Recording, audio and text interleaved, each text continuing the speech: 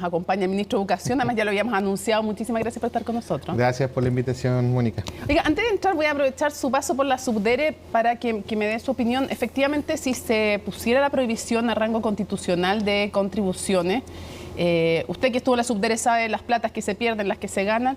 ¿Qué tan catastrófico sería para las municipalidades? Sería un impacto importante. De hecho, el sistema, el Fondo Común Municipal, uno de los componentes importantes que tiene de recaudación, tanto para lo que queda en cada municipio que recauda como lo que se aporta al Fondo Común, viene justamente de los impuestos territoriales. Entonces eso no tendría el mismo efecto que eliminar el cobro de los permisos de circulación, pero sí tendría un impacto muy importante. Ok, dicho esto, vamos con el tema educacional. Me gustaría que le explicara a la gente en qué quedó la situación, porque por un lado no están satisfechos con la respuesta del ministerio, pero bajaron el paro. Mira, esto es bien extraño, la verdad. Y cuando digo que es extraño es porque el sistema de votación del Colegio de Profesores tiene una particularidad, y es que no basta con la opinión del directorio o de la Asamblea Nacional, sino que tiene que ir a consulta. Se hizo una consulta de base. De base, por escuela. Y el voto, hubo dos votos en esta última consulta. Un voto consultaba si bajar o mantener el paro. Y ahí hubo una mayoría, igual estrecho, que definió que el paro tenía que terminar. Lo que es muy bueno y es lo que nosotros celebramos con mayor fuerza como ministerio, porque eso nos permite recuperar las clases donde se mantenía la paralización. Y luego estaba el voto de si se aceptaba o no la propuesta del Ministerio de Educación. Y ahí hubo tres opciones. Se aprueba parcialmente o se rechaza. Entonces la opción de aprobar estuvo diferenciada en dos votos distintos, en dos opciones. Si uno suma ambas, nos suma cerca del 53% de los votos. Si uno suma apruebo total o apruebo parcial. Por lo tanto, hay una mayoría de profesores que efectivamente dijo estar a favor, ya sea de manera total o parcial, de la propuesta del ministerio. Y en concreto, ¿qué es lo que los deja insatisfechos? ¿Qué es lo que van a tener que seguir negociando? Mira, yo espero conocer un poco más de detalle de la conversación que vamos a tener el día de mañana con el Directorio Nacional de Colegio de Profesores. Algo le habrá adelantado el presidente del Colegio de Profesores. Principalmente lo que nos dicen, y algo señaló él en el punto de prensa que tuvieron el día jueves. Hablar de la desconfianza, ¿no? De que se cumplan efectivamente los compromisos. Es poco lo que nosotros podemos hacer respecto a eso, solo ir avanzando en los compromisos que hemos tomado, digamos. Pero la verdad es que yo creo que acá también en la base del conflicto hay un par de situaciones adicionales y que son conflictos locales. Por ejemplo, uno ve dónde hubo mayor votación a favor de la paralización o en contra de la propuesta del Ministerio de Educación, y son lugares donde hay conflictos como por ejemplo Atacama o Valparaíso, que son situaciones que están vinculadas a el funcionamiento de los servicios locales, que es algo que estamos obviamente monitoreando como Ministerio de Educación para corregir. Ahora, quisiera preguntarle si a usted le parece que en esta ocasión el paro era legítimo o no. Mira, yo creo que estábamos en medio de un proceso de diálogo y de negociación. Habían existido ya, si no me equivoco, 5 respuestas previas del Ministerio, cada una con elementos adicionales. Cuando yo llegué al día siguiente me tocó formular la última respuesta, que fue la 6ª carta, y esa contempló avances bien significativos. De hecho, tan significativo fue que en la Asamblea Nacional, que se hizo justamente en el contexto del envío de la carta, 170 de 190 asambleístas del Colegio de Profesores aprobaron la carta. Por eso le pregunto. Entonces, yo tengo la impresión de que en este contexto, considerando los avances que se habían generado, considerando que el gobierno había mostrado una voluntad de diálogo y de avance, yo creo que no estaban dadas las condiciones políticas para que se sostuviese un paro. ¿No se justificaba el paro? No, de ninguna manera, de ninguna manera. La exministra Adriana del Piano, con la que usted trabajó también, dijo que hoy día no había simpatía por la forma en que ejercían las demandas los profesores, que si en el pasado había. ¿Usted siente también que la ciudadanía de alguna manera está desconectada de los profesores, no respecto a su labor en la sala de clases, que es súper valorada obviamente, sino que de la forma en que están ejerciendo sus demandas? Mira, yo no tengo una encuesta de opinión al respecto, pero sí tengo un WhatsApp que se me llenó de comentarios de apoderados, de asistentes de la educación, incluso de profesores y profesoras que no estaban de acuerdo con la decisión, y todos convergían en un punto muy común.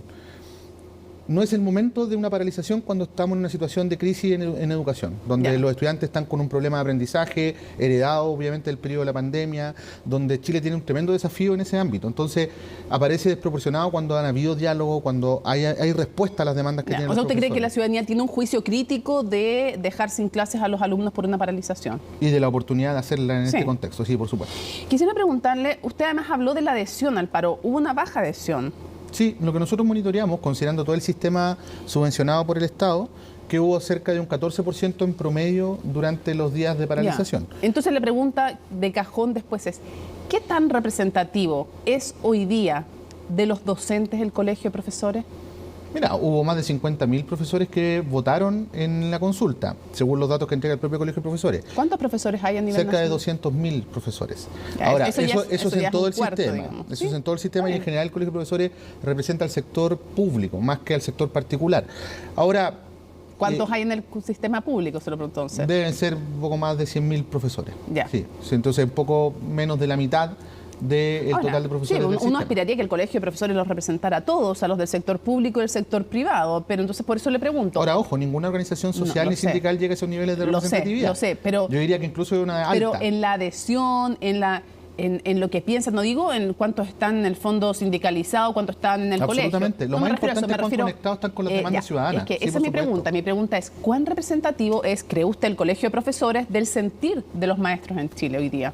Yo diría que harto en el fondo de las demandas, en el fondo de lo que ellos están planteando como plataforma de discusión, ¿no? O sea, efectivamente es un tema para los profesores el pago de la deuda histórica, es un tema el reconocimiento de la mención tanto de las educadoras diferenciales como de las educadoras de párvulo, es un tema la violencia y la convivencia escolar, no solamente de los profesores, sino que de todas las comunidades educativas. Entonces, yo diría que no está el problema en las demandas, sino que está en la expresión de la molestia, de cómo se ejerce la presión. En eso para es lo que no se son tan cumpla. representativos, diría usted. Y yo diría que efectivamente, o sea, si tuvimos un 14% en promedio, si sacamos el sector particular subvencionado, esto no crece más allá del 30%, que sigue siendo un porcentaje bajo considerando la decisión que se toma, porque es una decisión bien terminal. Sí, ya, entonces entiendo bien que usted cree que en la forma en que están ejerciendo esas demandas, que sí son válidas y que sí tienen representatividad en los maestros, en la forma en que están ejerciendo, en eso están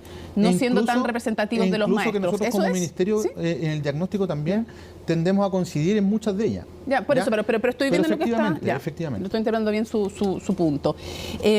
La deuda histórica entonces no se va a pagar, sino que se va a reparar y va a comenzar con el 25% el año 2024, señalando en el proyecto de ley a todos. Mira, este es un tema que me han preguntado varias veces y yo quiero decir que cuando formulamos el programa se planteó desde ese minuto la reparación de la deuda histórica. Sí. Pagarla significa más de 12.000 millones de dólares, es decir, casi 4 puntos del PIB, sino un poco más, dependiendo del valor del dólar que utilicemos. Entonces, tanto los profesores con los que hemos conversado, como con la propia directiva del Colegio de Profesores, todos entienden que esto tiene que tener un bono reparatorio o alguna medida reparatoria.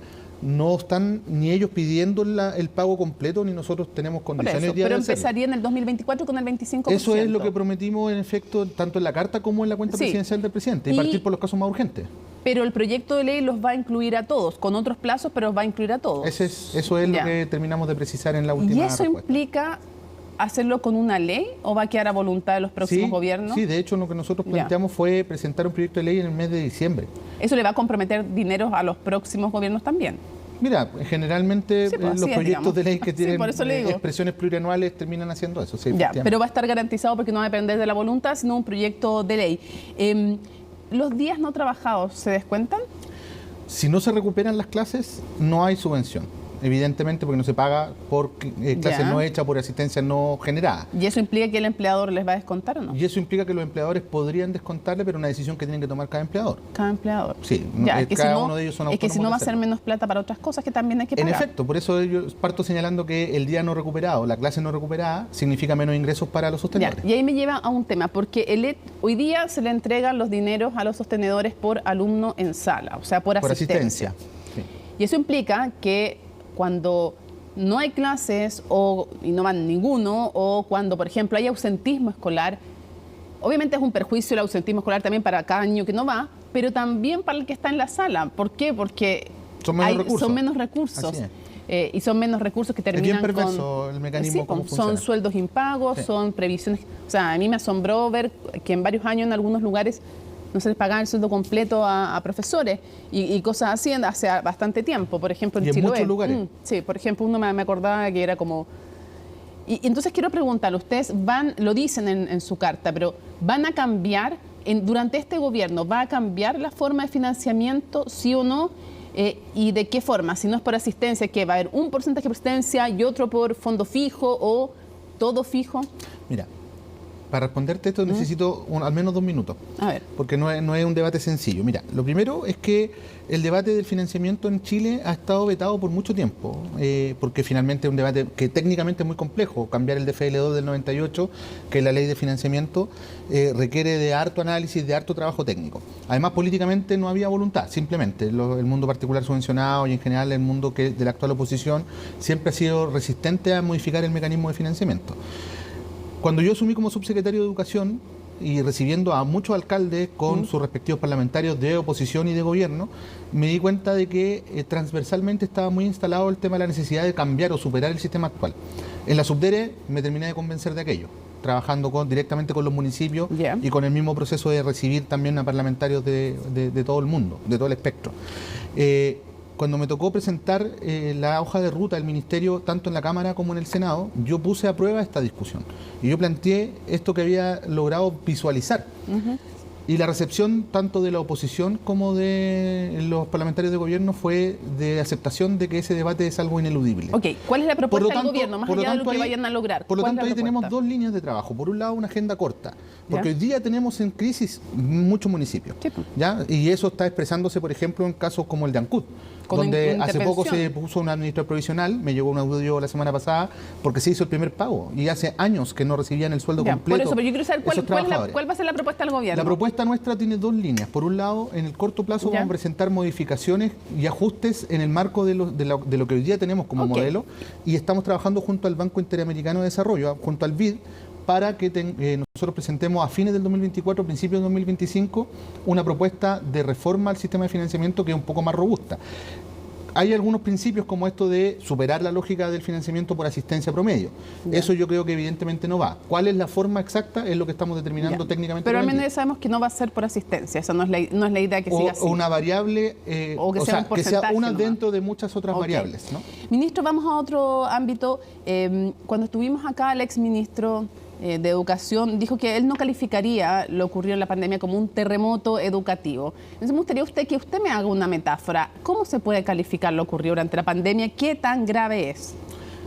Yo creo que es muy grave. La metáfora que utilizaría, no sé si la del terremoto, porque bien depende del grado que tenga el terremoto en la complejidad que tiene. Pero es grave, es muy grave. Yo creo que aquí, más allá de metáfora, lo que uno tiene que hacer es asumir con cierta responsabilidad con los diagnósticos que ya están, digamos, y los diagnósticos son bien brutales. En el CIMSE y tanto en lenguaje como en matemática, los niños demuestran aprendizaje descendido. Brechas como las brechas de género en aprendizaje matemático que retrocedieron una década. Entonces, y la pregunta es si ustedes van a adoptar la recomendación del Comité para la Reactivación de crear un fondo especial ligado a un plan que aún no conocemos, porque esa es la recomendación, que se ligue a un plan concreto y que sea de un nivel el fondo, casi como lo que se ocupa para las emergencias cuando hay desastres naturales.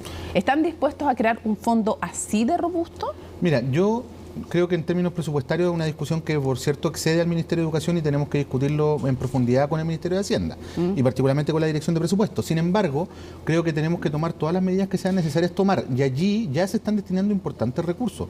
Ojo, cuando hablamos de un fondo o cuando se plantea la idea de un fondo, no necesariamente significa tener recursos frescos para eso, sino que también es reorientar recursos que hoy día a lo mejor están siendo utilizados en áreas en las que no es tan prioritario tener esa inversión. Ministro, se me va a acabar el tiempo, así que antes quiero hacerle un par de preguntas para ir cerrando.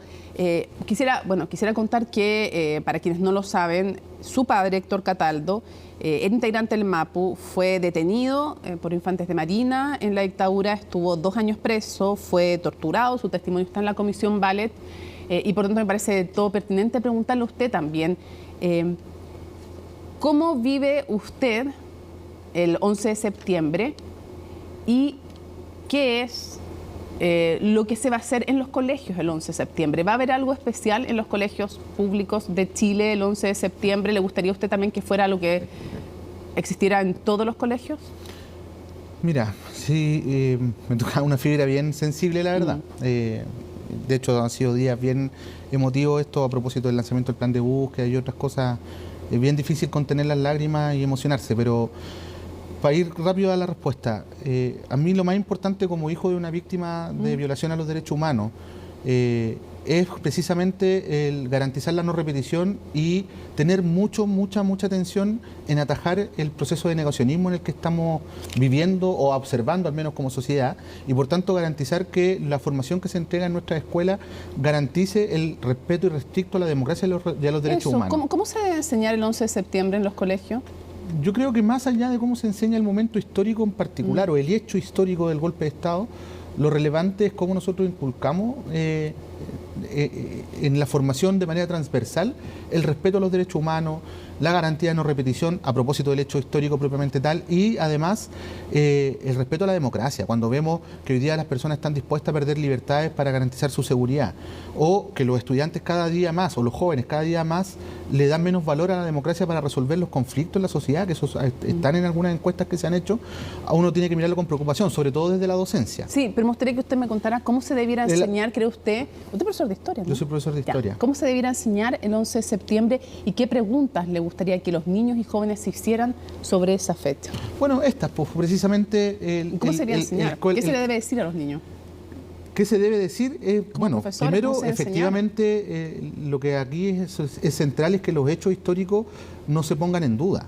Que efectivamente el relato de lo que ocurre el 11 de septiembre, más allá de la valoración que se le pueda dar al proceso de la Unión Popular, se entienda que es algo que no puede volver a ocurrir, que no es correcto finalmente la interrupción violenta de ningún proceso democrático, la ruptura de la Constitución como un elemento que es inviolable en el marco de una sociedad democrática y de derecho.